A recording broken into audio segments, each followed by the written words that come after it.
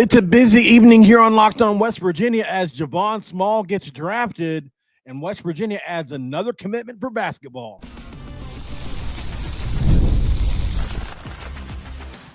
You are Locked On West Virginia, your daily podcast on the West Virginia Mountaineers, part of the Locked On Podcast Network, your team every day.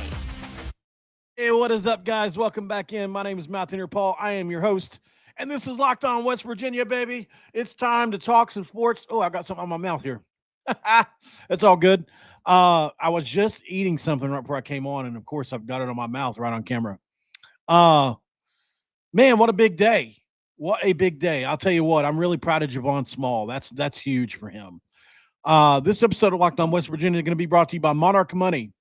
When it comes to Monarch Money, they're doing it pretty big right now. If you look over on monarchmoney.com, you can take control of your finances today. If you use code LOCKEDONCollege at monarchmoney.com, you'll get 50% off your first year. And thanks for making Locked On West Virginia your first listen and for being a part of the Locked On Podcast Network. We talk about your team every single day. The Mountaineers, of course, we're going to talk about them.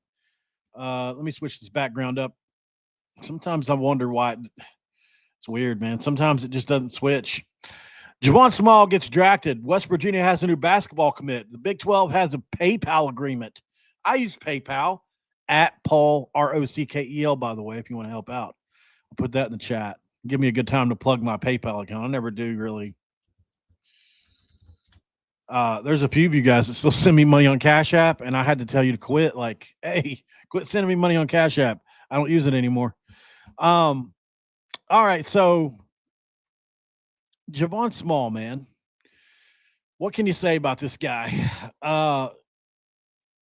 Here's where I want to go. So I want to talk about how he got here, and I also want to talk about where I think he can go with the Grizzlies. Because, I mean, I watch all sports, so I have an idea of what they got going on in the roster. So I think, we'll treat this like you're just meeting Javon in some ways. Let's talk about his career a little bit. 3-star recruit out of high school. East Carolina was the one. I mean, so he was probably borderline 3-star. So he ends up at East Carolina, a mid-major program. From what I could tell, wasn't a great shooter coming out of high school. Had a hitchy-looking shot that a lot of guys thought would not work at the big Power 4 level, and that impacted his overall recruiting profile. And boy, did he prove people wrong coming off the bench. 15 games. His freshman year, not very much impact, but then his sophomore year, he really took off. You got him in a weight program. You got him into the college atmosphere against good players, and all of a sudden, you start 18 games, you average solid numbers, and then he transferred to the Big 12, where we know he averaged 15.1 points per game in 23 with 4 rebounds, 4 assists, and a steal a game. All Big 12 honorable mention, all the way to an All-American season this past year at West Virginia, where he was the best player, definitely top 2 or 3 player in the conference, and a top 6 player in the country, I would say, top 7. Leading West Virginia to a 19-12 record and narrowly missing the NCAA tournament. Thank you, Tucker DeVries. With wins over Gonzaga, Iowa State, Kansas, and others. So 18.6 points per game, 5.6 assists per game, 4.1 rebounds per game, 1.5 steals per game, while playing extremely elite on-ball defense and 36 minutes per game. First West Virginia since Javon State to lead the Big 12 in scoring. He set program records for most three-pointers since West Virginia joined the Big 12. Earned all Big 12 first-team honors and was an AP All-American honorable mention. Should have been first-team All-American, but whatever. A Kansas player had those numbers, he'd be a first-team All-American. 31 points in an upset over Gonzaga, clutch performances against Kansas and Iowa State. And then he graduated. We all know what happened there. And then he started getting ready for the combine. And remember that video that came out where he hit 46 straight threes in a shooting drill? I think that got him a lot of attention. That went viral. A lot of people paid attention to it. And if you really pay attention to Javon, he's an elite athlete. He can really leap. He can really move. He's very quick and explosive. And so in those drills, I think he displayed the correct amount of athleticism, playmaking, defensive intensity, and really kind of addressed some concerns about his 6'2" frame because 6'2" is small in the NBA. And Draft Express, I looked at what they had to say. They called him a really popular sleeper with NBA teams, boosting his stock from undrafted to late second round. Then you had Fran Fraschilla coming out saying things about him, right? Noted that there was a growing NBA scout interest in February. If you'll remember, I've got that noted here in my notes on Javon Small I've got a file for everybody. So I keep a file on every player and I just add notes. That's how I keep up with everything. So, he put Small in, from my notes, it says he put Small in the top 3 for Big 12 Player of the Year. Then he drew interest and attention for his box plus minus, which was 5.9 and 4.2 on offensive defense. Then mock drafts started coming out, and you'll if you'll notice, ESPN had that first mock draft where they projected him late second round, 48 to the Grizzlies. And I'll be damned if that is not where he went tonight. What a dead ringer of a prediction. Yahoo Sports, 48 to the Grizzlies. On3 had him 47 to the Bucks, and NBADraft.net had him 50 to the Knicks. Now that would have been cool to see him playing with McBride, but unfortunately, no. If you look at what analysts said about him, they praised his excellent athleticism and gritty nature. And one of the things that actually was playing against him, believe it or not, were his size, that makes sense, but also his age. He's almost 23 years old, and these days, that's an old start in the NBA. By the time you have your first 4-year contract, you're pushing 30. So, these guys, for instance, by the time Cooper Flagg gets done with his first 4-year contract, he's Javon Small's age now. You get what I'm saying? So, there's just more bang for your buck with a younger player, and you have to be really elite to, because there are some guys that come on late in their career or just get overlooked. So I think that pushed him back a little bit too. If Javon Small was 19 or 20, you would have probably done a first-round pick, in my opinion. Obviously, we know the skill set. He's an elite shot creator, 48.4% on pick-and-roll threes. He absolutely punishes top drop coverages. If you're going to drop off the pick, you're done. Javon Small's just going to pop and pop. And really that's the thing in his game, in my opinion, that's going to get him drafted. He's turned himself into an elite shooter. He was elite at almost everything else before that, and now the shooting has come on. And if he continues to improve it, he's going to be an NBA starter at some point. He's a high IQ playmaker with almost 6 assists a game. That usage rate was insane at 28.7% and low turnovers, even with the high usage rate. Usage is how many percentage of the time do you have the ball in your hands. His defensive tenacity, 1.9 steals, 0.4 blocks, and a 14.2 defensive rebound rate are extremely rare for a guard. You just don't see it. Yahoo Sports called him undersized guard who plays bigger than his body, and I would absolutely, positively agree with that. Projecting forward now, 25-26 season with the Memphis Grizzlies post-draft, right? Obviously Memphis traded Desmond Bane to Orlando. They got Kentavious Caldwell-Pope, Cole Anthony, and multiple first-round picks for that, which is where, the Ja Morant, Jaren Jackson reset was talked about. Then they drafted Cedric Coward at number 11, which they traded up to do, who was a 6'5" wing that's got 7'2" wingspan. Lasalo, which is the new coach, talked about how they want to run a fast-paced pick-and-roll heavy offense with 3-point shooting. That's exactly what Javon Small does. Exactly. And so they needed backcourt depth behind Ja Morant, who has injury concerns and some people would say off-the-field concerns. And Javon Small gives them that additional help and also adds shot creation.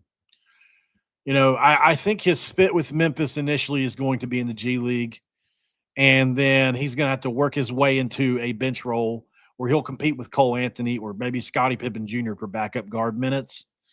I personally believe he's better than than those guys. Eventually, I think he'll be better than those guys, and I'm not just being biased. Cole Anthony's a good player. Scottie Pippen Jr. is a good player. Uh, I just don't know. I mean, you look at what Cole Anthony did last year. He's been good in the league for quite a few years. I mean, he's been in the league, 10 years now? Last year, he averaged 9.4 points per game, 3 rebounds a game, 2 assists.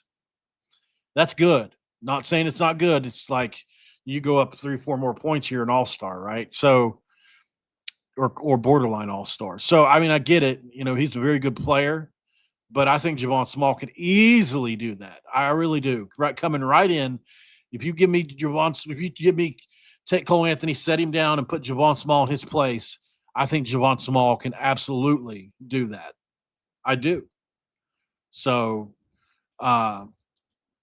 just my opinion. Now, Scottie Pippen Jr., same kind of thing, right? He averaged 9.9 points per game, 3 rebounds, 4 assists, and shot a really good percentage from the floor. But if you look about what he did in the playoffs, so he was 1 for 9, 0 for 4 from 3. So he hasn't played well down the stretch either. Give me Javon Small for the win. Give me Javon Small to come in and unseat Anthony and Pippen for some work. I might get the Locked On Grizzlies guy to come on and talk about this because he would know better than I would, obviously. I'm not a Grizzlies fan, and I don't watch their games often. I know those players, but so, I think at the end of the day, as long as because contracts in the NBA, what a lot of people don't know, the casual fan may not know, contracts decide playing time in a lot of cases. A guy that you're better than, it has to be a big separation. If you're going to unseat a guy that's getting paid more than you, they got to know that they know that they know that you're going to get big production out of you.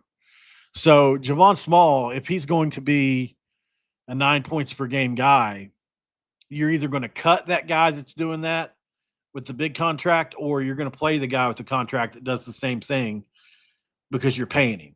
You get what I'm saying? So a lot of times it's down to contracts and what you're paying guys. And so you got to pay the guy, you got to play the guys you're paying, especially if everything else is even. So Javon's going to have to come in and make a pretty big impact. 9 points a game is a lot your first year in the NBA. It's doable. I think he could be a 10, 12-point guy. I do. But I don't know in year one, especially with as much as John Morant gets to use the ball. I mean, he's their guy, right? He gets the ball all the time. So it'd be tough. And then they got the new guy they just brought in as well. So there's a lot. He's also 6'2". And I he's going to have to defend bigger guards. I'm not worrying about him finishing through contact or scoring over big guys. We've seen him do that a million times. I don't think he still will, even if it's going to be harder. I do worry about him on defense a little bit. I think that, kind of like we saw Jenkins earlier today, how he's so good in the post. There are going to be guards that can do that for against Javon, I think. And it's going to see how he compares. But he definitely fits their grit, grind, ethos. It's kind of reminiscent of past guards. So you look at like Tyus Jones, guys that have played there in the past. But at the end of the day, this addresses the backcourt needs for Memphis. And I think it offers insurance for John Morant's injury history. Now, depending on what happens with Ja, obviously now you're talking about big minutes for Javon if he can really come on. Final thoughts on this are, Javon Small's trip has been a winding road through 3 programs from East Carolina to Oklahoma State to West Virginia. And I think he made the biggest impact at West Virginia, led the Big 12 in scoring. He set records. He elevated our program in a year where he thought he was going to have Tucker DeVries. We should have been a 22 or 23 win team if Tucker would have played. And I think he deserves this so much. And, at the end of the day, while I think he's better than 48th overall, he's going to have to go prove he is. And I think he can. And I wish him the very best. I think he's going to be good in the league. I think that he's going to prove some people wrong over the next few years. I always said I think he's a little bit better version of Javon Carter. And I think that's what he's going to prove to be. I think he's a better offensive player than Javon Carter. Maybe not quite as good on defense as Javon Carter. I could see him being more of a Miles McBride type player. That's what I think. Miles McBride, there are some people who think that he should start in the league. A lot of people. So, and Miles McBride's turned himself into a very good offensive player. So, my best to Javon Small, and we're wishing him the best here on the show. And hope you guys like that. Make sure you like the video real quick. Subscribe if you're new around here. Share the video out so we can tell everybody we love Javon. And we're going to go to break. West Virginia got another basketball commit today. I'm going to break him down next. Who is this mystery suspect that not a lot of people saw coming? Well, we're going to talk about him next. Michael MJ Finane. We'll talk about him next. And this episode of Locked On West Virginia is going to be brought to you by Rugiette. If you didn't know, now you know. Rugiette is where it is at concerning your wiener health. If you've never heard of Viagra or Cialis, maybe you've even tried them. But if you're looking for something beyond the usual pill, it's time to get Rugiette ready. Rugiette is a ready next-gen prescription treatment designed to amplify arousal in the brain and boost blood flow. And look, unlike the usual pills that can take hours, Rugiette's 3-in-1 formula dissolves under your tongue and kicks in fast like a mule on average 15 minutes. Yep, and that's right. In a 36-hour window, you're going to have. That's how long the effects can last. So you can stay confident and in control when the moment is right. Look, if traditional options haven't worked for you, Rugiette might be your answer. Over 150,000 men have already made the switch, and a doctor ships the treatment discreetly to your door. Head to Rugiette.com/LockedOnCollege and use Locked On College for 15% off today. That's RUGIET.com/LockedOnCollege and use promo code LockedOnCollege for 15% off today. Remember, NFL results may vary with prescription treatment. Compounded drugs are permitted to be prescribed under federal law, but are not FDA approved and do not undergo FDA safety, effectiveness, or manufacturing review. So please do yourself a favor and visit the Rugiette website for full safety information. But at the end of the day, have fun. It's segment 2. Let's crack a dew and Baja blast our asses up into the sun with a commitment. That's right. We got a commitment alert. MJ Finane. I don't know how to say this guy's name. West Virginia gets another player today out of the high school ranks, a 4-time state champion. And I'll tell you what, he's got some size to him. A 6'6", 205-pound shooting guard, combo guard, which means you can play multiple spots in the guard lineup. Michael MJ Finane, or Finani, not sure which one. Feeane. Could be Fiani if there's no N there. I have no clue. Out of Columbus High School in Miami, Florida, class 2025 player announced today he was going to come into West Virginia. Probably be a redshirt freshman this year. If I had to guess, maybe I know he's a walk-on, so he was unranked nationally and in Florida. But if you look at the team he played on, 4 state championship games, he was a starter. And he was a big contributor to Columbus winning the national championship, which is the first in school history. He was the part of the Nitritis Elite Travel Team, which won 3 consecutive Nike IBL Peach Jam Championships from 22 to 24, which was a historic first in tournament's history. He averaged 4 points a game during his senior year at Columbus High School, playing in 24 games. His role was limited because of a star-studded roster that featured players like the Boozer brothers, Cameron and Caden Boozer, who I think they both went to Duke. But he was efficient. He shot 50% from the field, 34% from 3. He also averaged 2 rebounds per game, indicating contributions in other areas, despite the modest minutes. And there was really no advanced stats on it. But I went and watched some stuff on him. His strengths are drawn from his physical profile. He's very efficient statistically. And if you look at his high school ball and travel ball achievements and overall, his fit with West Virginia under new coach Ross Hodge could be pretty good. I think at the end of the day, these are what I'm going to have for you for the hot piss meter. Um, Overall, I think these are his strengths. He's got an elite winning pedigree, size and positional versatility, shooting efficiency, a team oriented mindset and intangibles, and a physical and developmental potential, right? He's got some potential here. On the hot piss meter, which is a transfer portal or high school impact meter.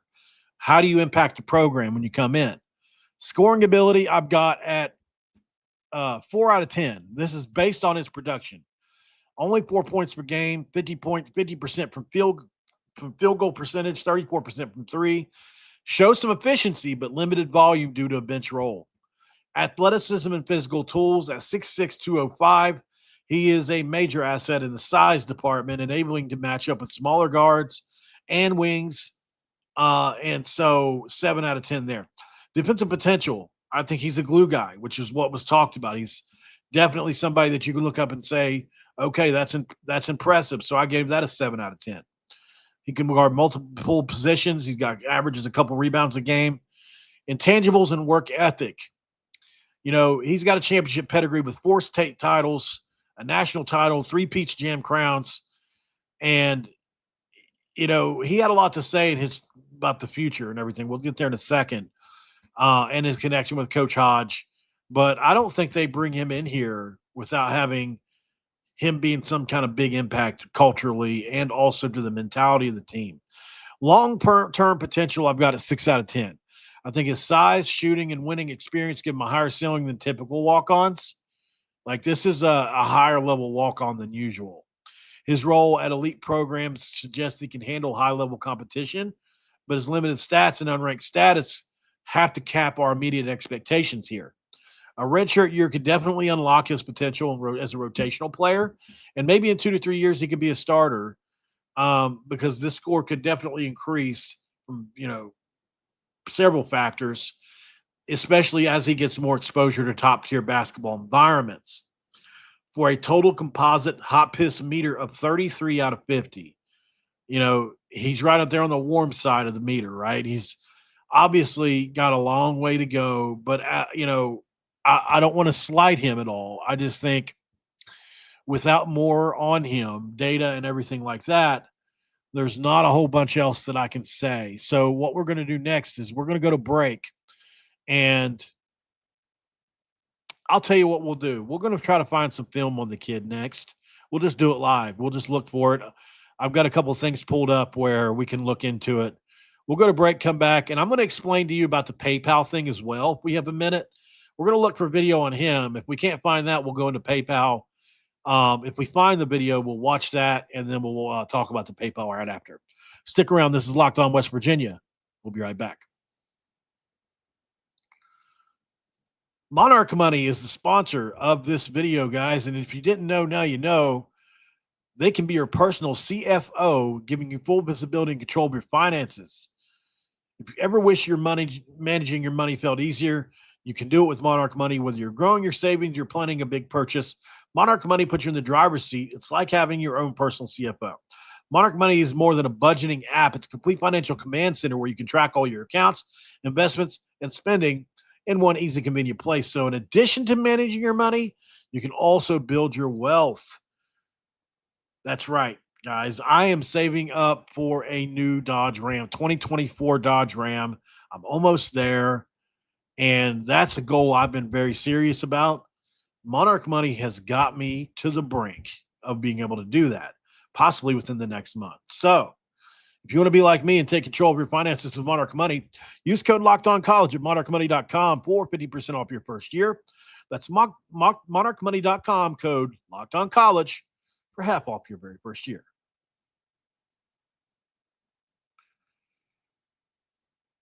By the way, I'll be doing that through Chris Miller, who is, Dutch Miller Automotive used to sponsor Mountaineer Paul Hawks football, the show before this was Locked On West Virginia, and that's definitely who I reached out to about this. So we're getting a deal, baby. We're getting a deal on the truck. That's what I was telling you guys the other day. Like, anytime I look around, like I'm about to go to Utah and I'm about to go do this thing where that's like a brand deal. Like, they want me to come up there, film this. for the county commissioner there in Utah, uh, Utah Valley or wherever, and Provo, and I get to go meet Kalani Satake and the fans and all that. I'm like, or not the fans, but the players. Like, I'm excited about all that, and all these things that I get as a result of this is just blows me away on a daily basis, really. I wouldn't have any of it if I didn't just follow my gut and start this channel. Make sure you follow your gut and start a channel or do something like this. Don't just don't let fear drive the bus, right? What does fear stand for? What's a great acronym for fear? Fear stands for F everything and run. That's what it stands for. Don't let it happen. Don't let that happen. All right, let's go to thank you, Raven. Yeah, subscribe to the YouTube channel if you haven't already. We're almost to 5K subscribers. And listen, the last 150 subscribers are entered into a contest for $50 on PayPal, actually, from me. So how that's going to work is I can check back. I can look in order my very first subscriber all the way to my most recent. And so I can look back 150 subscribers, and then we'll just put them on a wheel live here. We'll spin the wheel, and whoever it lands on, that's who we give the money to. Or we can do, 5 for 10, whatever you guys want to do. If you want to give everybody a chance to win something, we can do that. It's just for fun anyways. $50 not changing anybody's life. So let's get into the commitment here video. Let's look for some. Let's see. Let me get rid of this. Let me get rid of that. Okay, so I think that'd be the best place to start. Boom, right there. Sharing screen with you now in 5, 4, 3, 2, 1. All right, MJ Fanani. I hope it's Fanani. Fanani. That's a cool name. All right, so if we go over to media, a lot of times you'll see some things. What did we find? Did we find some video already? Yep, this is highlights for the Pit Jam Festival. Well, let's see what our guy looks like. This is him with the ball, I'm assuming, right here.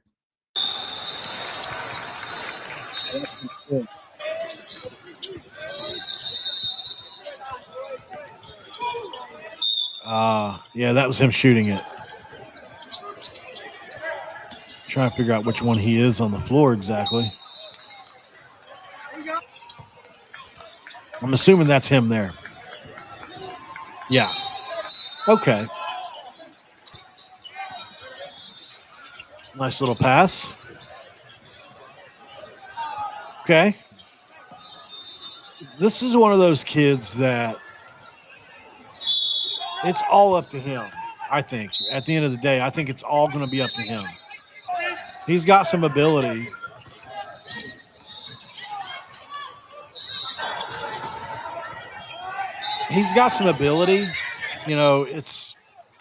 It's not jumping off the screen at you. No offense to you, MJ, at all. He's a very smooth player. I can see why. He's got some talent, right? That was a really great jump step Euro kind of deal he had here.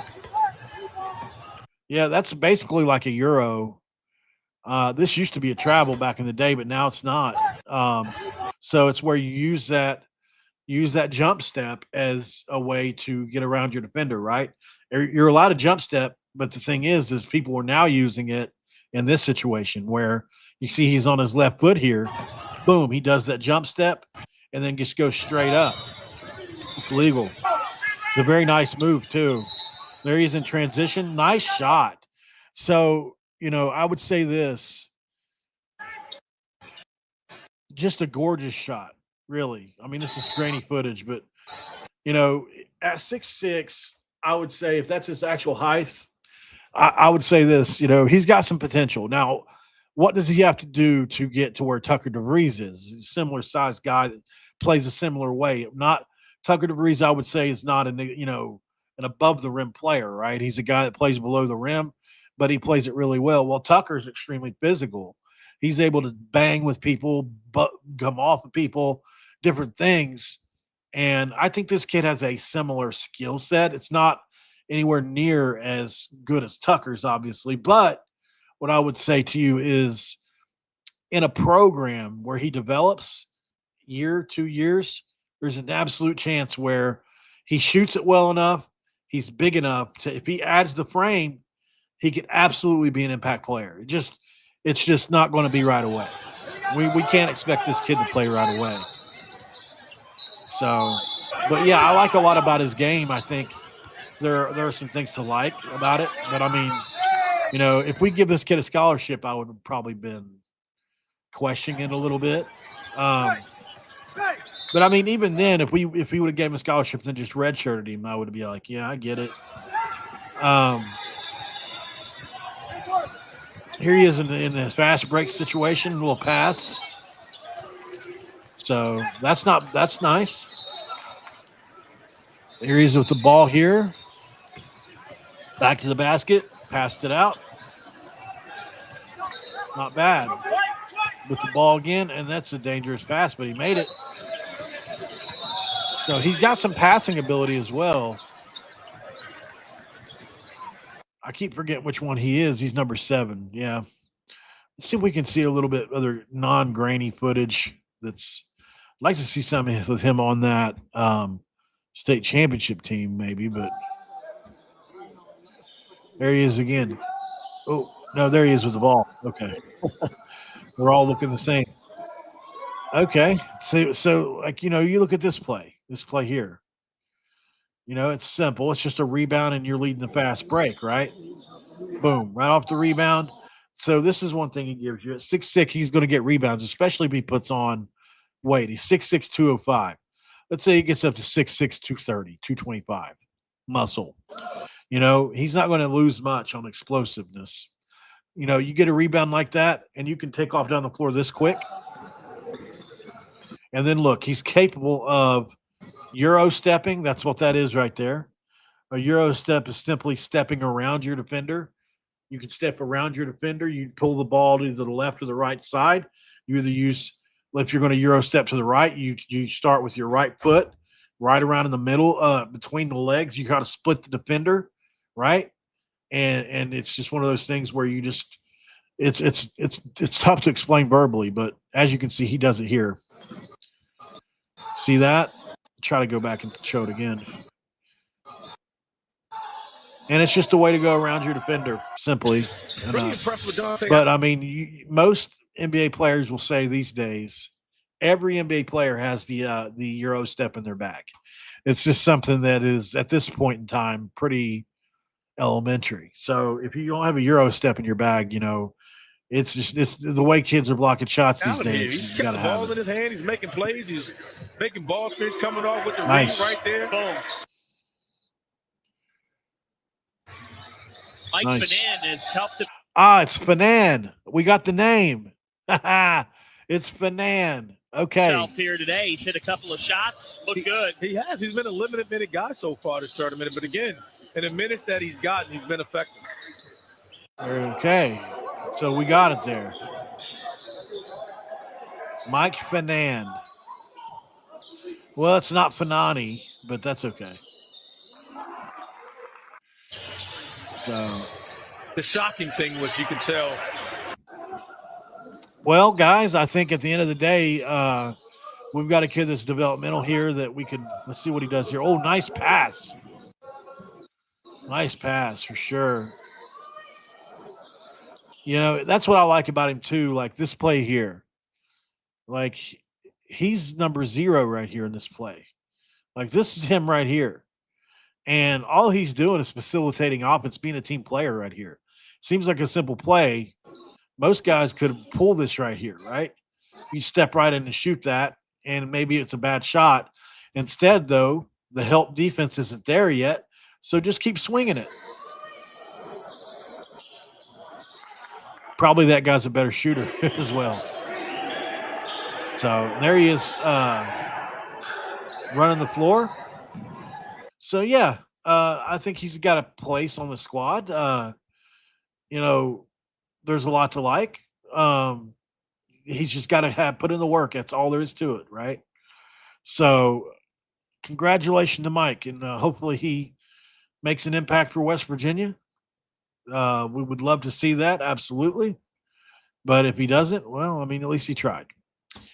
All right, so let's explain this PayPal deal really quick. I can do it pretty fast. If you didn't hear, guys, the Big 12 got a PayPal deal. All the member institutions are going to get money for that.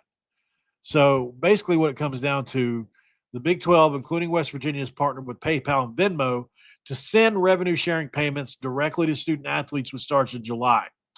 They're going to get their money. 20.5 million per school annually will be sent straight to PayPal or Venmo accounts, which makes it fast, secure, no middleman, that whole thing. PayPal is a great. I mean, I use it for a lot. Like when I've got my debit card attached to it, and whenever I get paid, if I need to do things, I just pull money over to it and I do them. Right? It's pretty simple. Or if I want to pay somebody, NIL or whatever, a lot of times that's how I do it. So it's pretty good. It's been in the work for 14 months, according to Brett Yormark, and he called it a landmark move for college sports. But what does it mean for West Virginia? Well, Mountaineer football, basketball, and other athletes are going to receive their payments directly to their PayPal or Venmo wallets, which means they can just spend that right on campus anywhere they want. They can use the funds for textbooks, games, tickets, merch, bookstore. Some schools may even accept PayPal for tuition by 2026, it says. And, PayPal is offering custom Venmo debit cards with college logos. So you can have a Mountaineer branded card for these players, which is pretty cool. They're also launching a financial literacy program to help athletes manage their money, which is a great idea, by the way, which helps ensure young Mountaineers make smart financial moves, because we definitely want that. We want that happening for sure. It's worth over $100 million. I think that's the important part, over 5 years, and it's going to give each of the schools about $1 million annually to support the system. So West Virginia is $1 million richer because of this now. It's pretty cool, right? Venmo is sponsoring Big 12 football, basketball, and Olympic sports. And so there'll be Venmo logos at West Virginia games and events starting in fall 2025. This could also help West Virginia attract top recruits by offering a slick, modern payment system, which keeps the Mountaineers kind of competitive with big-name programs. I think it brings some guardrails to the chaotic world of athlete payments, ensuring transparency, ensures some transparency here, and also avoids some scrutiny, and also adds security with benefits, which also benefits West Virginia's athletic department. I think, these are huge. Venmo's already really big on campuses anyway.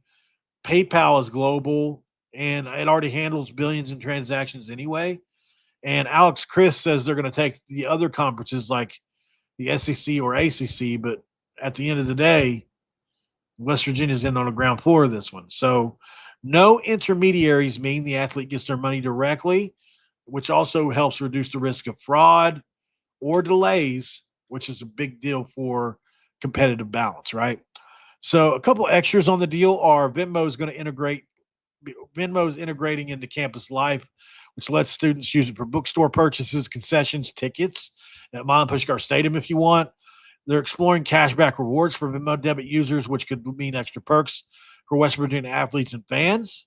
Please give me that.